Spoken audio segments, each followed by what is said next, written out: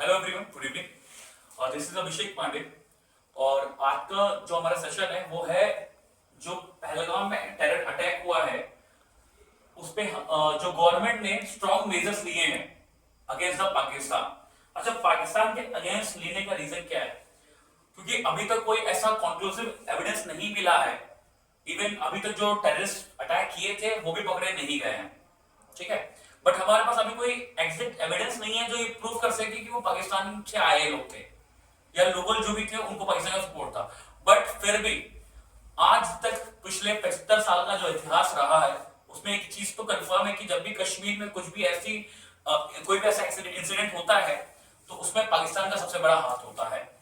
क्योंकि कश्मीर की जितनी भी इंसर्जेंसी रही है आज तक की, उसमें सबसे बड़ा हाथ पाकिस्तान की स्पाई एजेंसी आईएसआई का हाथ रहा है और पाकिस्तान आर्मी का हाथ रहा है। अभी कुछ दिन पहले आर्मी चीफ, जो पाकिस्तान के आर्मी चीफ थे, उन्होंने भी कुछ ऐसा उल्टा सीधा कमेंट किया था जिस वजह से एक शक पैदा हुआ था कि अभी या तो ये लोग कुछ करने वाले हैं। और एक हिस्ट्री ये भी रही कि जब भी कोई यूएस का कोई चीफ, कोई यूएस का हेड ऑफ द स्टेट या वहां का कोई वाइस प्रेसिडेंट आता है इंडिया के अंदर, तो यहाँ कश्मीर में जरूर कुछ ना कुछ पाकिस्तान कुछ ना कुछ इंसिडेंट जरूर करवाता है। तो भाई अभी तो एविडेंस हमारे पास आए नहीं क्योंकि जो अटैकर्स है वो पकड़े नहीं गए, लेकिन फिर भी इंडिया ने स्ट्रॉन्ग मेजर्स ले लिए हैं अगेंस्ट द पाकिस्तान। अब वो स्ट्रॉन्ग मेजर्स क्या है, वो कौन सी ऐसी कड़ी कार्रवाई की गई है भारत के एक्सटर्नल मिनिस्ट्री के द्वारा, ठीक है। ये हमारे लिए बहुत ही इंपॉर्टेंट, आपके जीएस के लिए इंपॉर्टेंट टॉपिक है। जो नेशनल सिक्योरिटी के अंदर जो बच्चे पढ़ाई कर रहे हैं, यूपीएससी की तैयारी कर रहे हैं, वन डे एग्जाम की तैयारी कर रहे हैं, तो उनके लिए इंपॉर्टेंट सेशन होने वाला है। क्योंकि इसके अंदर कुछ ऐसे जो मेजर्स लिए गए हैं, तो वो मेजर्स कौन कौन से हैं, इनकी नॉलेज एक स्टूडेंट को होनी बहुत ही जरूरी है। तो भाई सबसे पहले हमें जानना है कि एक्चुअली मामला क्या है। तो देखिए, बोल रहा है India has taken a series of strong measures. भाई हमने एक स्ट्रॉन्ग मेजर की सीरीज ली है, ठीक है। ऐसा नहीं कि एक आध स्ट्रॉन्ग लिया, अच्छा खासा हमने मेजर लिया है। इसमें पहले क्या बोल रहा है, सबसे पहले हमने सस्पेंड किया है इंडस वाटर ट्रीटी 1960। अभी इसके बारे में मैं आपको डिटेल दूंगा क्योंकि इंडस वाटर ट्रीटी एक बहुत ही इंपॉर्टेंट टॉपिक है हमारे जानने के लिए, ठीक है। अभी हम इसके बारे में जानेंगे। साथ साथ में जो चेक पोस्ट है अटारी बॉर्डर पे, जब कोई सामान या गुड्स कैरी जो आता है जाता है, तो वहां पे जो चेकिंग होती है, लोग आते जाते हैं, चेकिंग होती है, तो उसको भी क्लोज कर दिया गया है इमीडिएट इफेक्ट से। मतलब सीधे, मतलब जैसे ही ये अनाउंस हुआ दरवाजा बंद। इसके अलावा जो कैबिनेट कमेटी ऑन सिक्योरिटी है सेंट्रल गवर्नमेंट की, उन्होंने पूरी ओवरऑल सिक्योरिटी सिचुएशन को देखा है, रिव्यू किया है। लास्ट नाइट जो मोदी जी का रेसिडेंस है वहां बैठ के डिस्कस किया गया मोदी से, और सारे फोर्सेस को एकदम बोला गया कि भी आपको हाई अलर्ट पे रहना है। अब देखिए, इसके साथ साथ जो हमारे फॉरेन सेक्रेटरी विक्रम मिस्री है, ये इंपॉर्टेंट बात याद रखनी है बच्चों, हमारे देश के करंट फॉरेन सेक्रेटरी कौन है, विक्रम मिस्री। तो इन्होंने कल मीडिया को ब्रीफ किया, मीटिंग ली मीडिया के साथ, और उन्होंने क्या बताया, कुछ चीजें बताई। जैसे कि बोला क्या कि जो पाकिस्तानी नेशनल्स हैं, यानी जो पाकिस्तानी सिटीजन्स हैं, अब उनको हम कोई ट्रैवलिंग के लिए परमिशन नहीं देंगे। उनको जो परमिट टू ट्रैवल था उसे अब क्या कर दिया गया है, कैंसिल कर दिया गया है। जो अंडर किसके थ्रू आता था, सार्क वीजा एग्जम्पशन स्कीम के अंदर था। यानी कुछ ऐसे डिग्निटरीज हुआ करते थे, कुछ डिप्लोमेट हुआ करते थे जो सार्क देशों के अंदर के लोग हुआ करते थे। वो सार्क कंट्रीज के बीच में ये डिप्लोमेट्स हो, मिनिस्टर्स हो, इनको अलग से वीजा लेने की जरूरत नहीं है। ये सार्क वीजा एग्जम्पशन स्कीम के थ्रू ये आराम से ट्रैवल कर सकते थे सार्क कंट्रीज के बीच में। तो इस तरह की जो चीजें थी वो कैंसिल कर दी गई। अभी हम इसको डिटेल में भी देखेंगे। अच्छा, इसके साथ साथ क्या बोला गया, बोला गया कि अगर किसी ने अप्लाई किया है और किसी को इशू किया गया है, यही जो सार्क वीजा एग्जम्पशन स्कीम के थ्रू इसको इशू किया गया है पिछले 2-4 दिन में, एक हफ्ते में, तो उसको भी हम मान लिया गया है कि वो भी क्या है, अब कैंसिल है। भले वो ट्रैवल किया नहीं है, वो करने वाला है, तो वो भी क्या हो चुका है, कैंसिल हो चुका है। इसके साथ साथ ये बोला गया कि इस वीजा के तहत कोई भी डिप्लोमेट या कोई भी मिनिस्टर अगर इस वक्त इंडिया के अंदर पाकिस्तान का है, तो उसको भी 48 आवर्स के अंदर क्या करना है, इंडिया छोड़ के जाना है। इसके साथ साथ फॉरेन मिनिस्ट्री ने क्या इन्फॉर्म किया, बोला है कि भैया जो भी डिफेंस, मिलिट्री, नेवल, एयरफोर्स के एडवाइजर्स हैं, ठीक है ना, कहां पे, पाकिस्तानी हाई कमीशन के अंदर पाकिस्तान के जो भी मिलिट्री, नेवल, एयर और एडवाइजर्स हैं जो बैठे हुए हैं, इनके अगेंस्ट क्या डिक्लेयर कर दिया गया, persona non Greta. Persona non Greta का मतलब ये कि भैया आप पाकिस्तान के डिप्लोमेट हो, आप पाकिस्तान के हाई कमीशन में इंडिया में बैठे हो,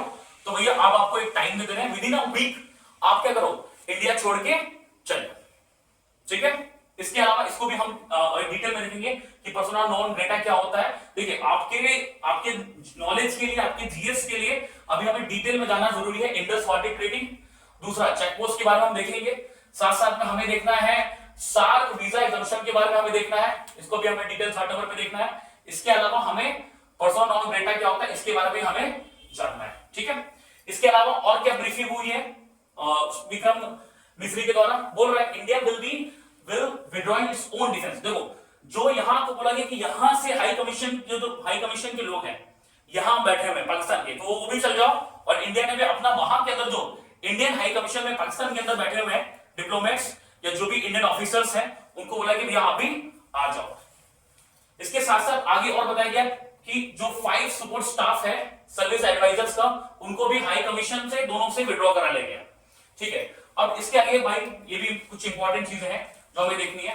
बोल रहे foreign secretary set the overall strength, ये इंपॉर्टेंट है भाई, देखो overall strength of high commission will be brought down to 30 from present 55। यानी जो 55 मेंबर्स थे उसकी जो 55 मेंबर की स्ट्रेंथ थी इसको कम करके कितनी कर दी गई है हाई कमीशन के अंदर 30 तक कर दी गई है। कब तक बोल रहा है, फर्दर रिडक्शन बाय 1 मई तक। इवन आगे बोल रहा है जो सीएससी के जो चेयरमैन है, जो मतलब उसको चेयर कर रहे हैं कौन, हमारे प्राइम मिनिस्टर मोदी चेयर कर रहे थे इस मीटिंग को। उन्होंने भाई पूरा जो डिटेल था वो सारी चीजें डिटेल दी, ठीक है।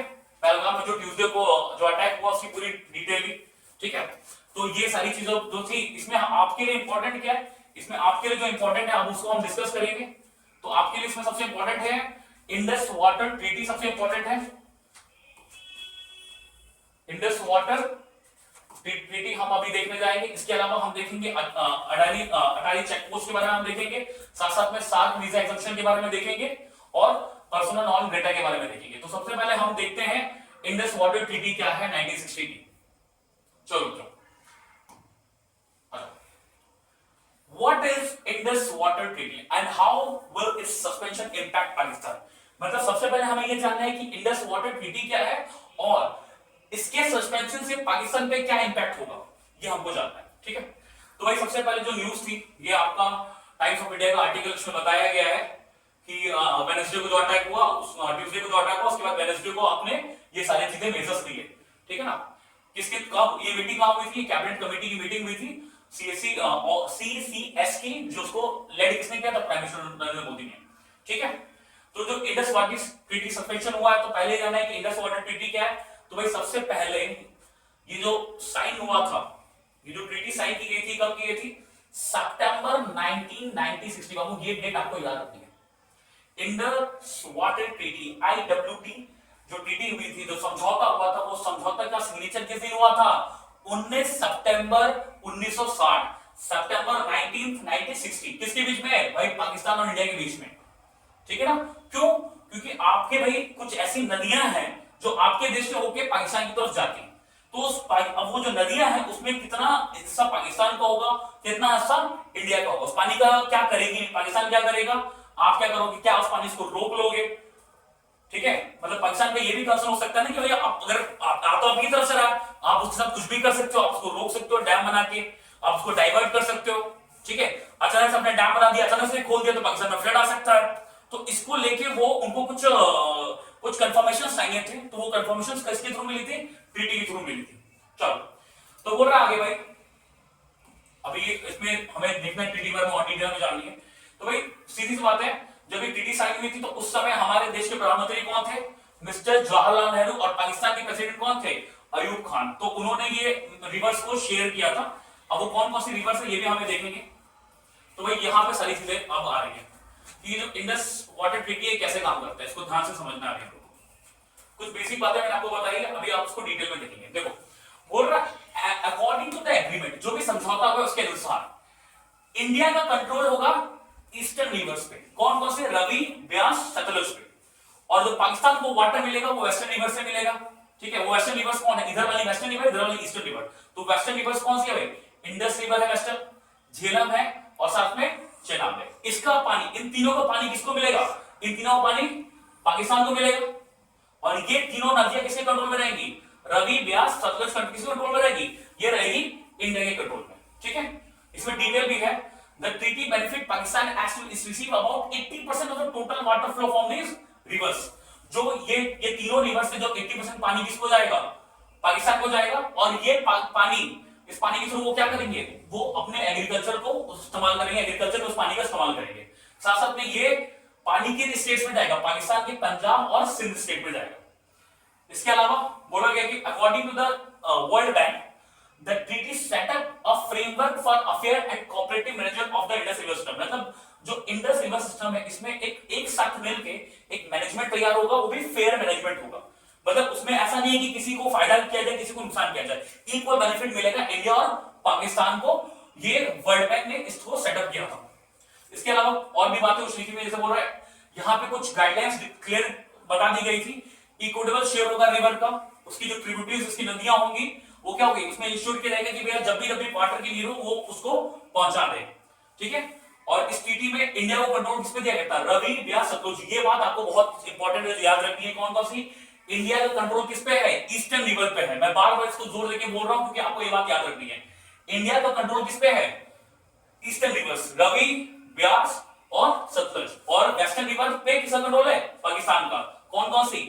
इंडस, झेलम और चेनाब। ठीक है ना, क्लियर है? इसके अलावा उन रिवर्स पे बोल रहा है both countries allowed to use limited use of the rivers assign to other for specific purpose like irrigation, power generation. मतलब और भी पर्पस के लिए वो ये सारी चीजें कर सकते हैं। ठीक है, बाकी ये तो आपको बेसिक इतना तो आपको जानना था इंडस वाटर ट्रीटी के द्वारा कि अब ये टूट गया है, यानी अब इसको सस्पेंड कर दिया गया है। यानी इसका मतलब क्या है? इसका मतलब ये है कि भैया अब ये सारी चीजें पे हम कंट्रोल कर सकते हैं आज के टाइम में। यानी अभी हमें जानना है कि इसका इंपैक्ट क्या होगा पाकिस्तान के ऊपर।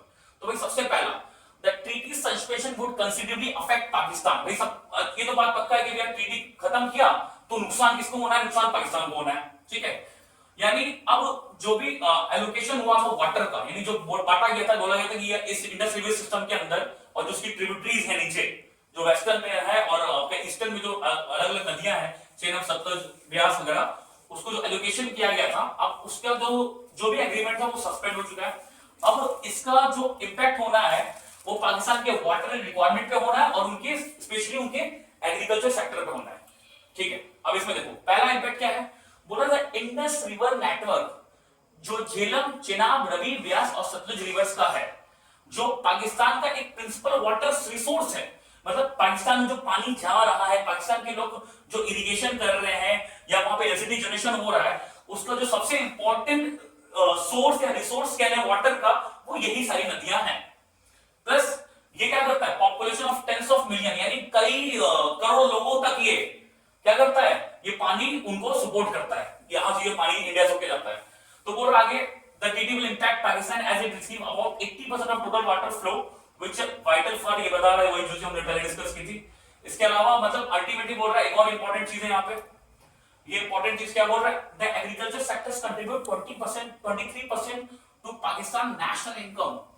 मतलब जो अगर 100 रुपए की नेशनल इनकम है, जिसमें से 23 रुपए किससे आ रहा है? 23 रुपए की इनकम किसकी हो रही है? पाकिस्तान नेशनल्स की, वो एग्रीकल्चर सेक्टर से हो रही है। और जो गांव के इनहेबिटेंट्स है वो इसमें कितने लोग काम कर रहे हैं भाई? वहां के जो लोकल विलेजेस हैं वो 68% इसमें एग्रीकल्चर सेक्टर में काम कर रहे हैं।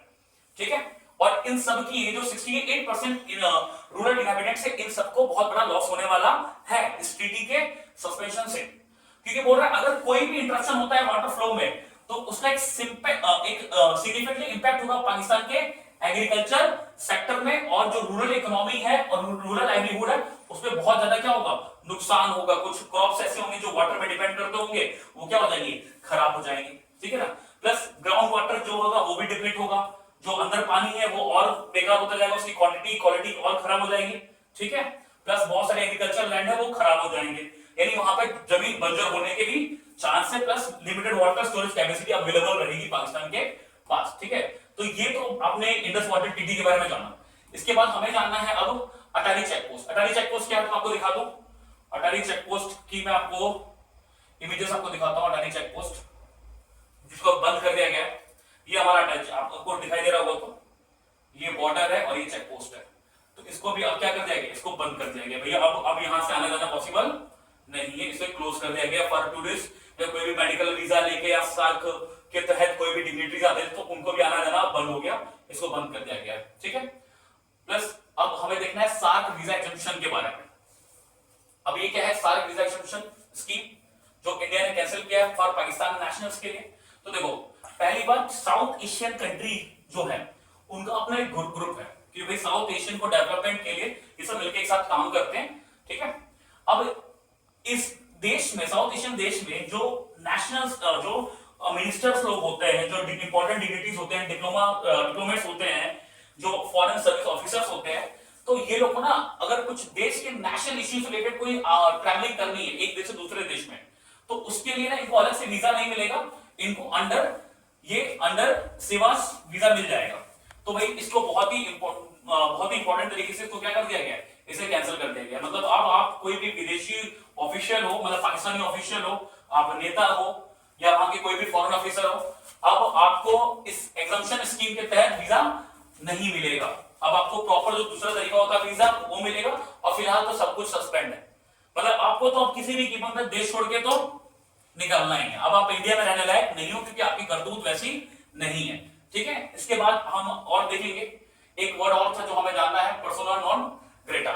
इसका मतलब यह है कि भैया कोई भी फॉरेन डिप्लोमेट है जो आपके देश में बैठा हुआ है, ठीक है, उसको आप क्या कर सकते हो, recall to their home country. मतलब भैया आप उसको आपके देश में हो सकते हो, भैया आप अब यहां से क्या होगा, आप यहां से अब आप निकलो। आपके और हमारे देश में जो सिचुएशन है वो अच्छी नहीं है।